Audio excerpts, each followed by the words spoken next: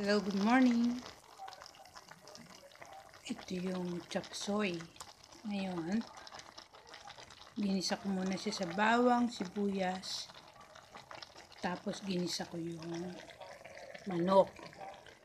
Sinangkot siya ko mabuti, medyo may katagalan para lumabas yung dugo. Kasi yung lansa nun, pag hindi hinalo mabuti, yung manok, ang mangyayari niyan, malansa yung manok.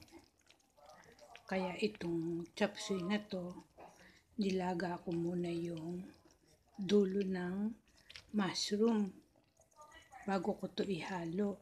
Una, carrots, tapos itong broccoli, cauliflower, tapos meron siyang red and green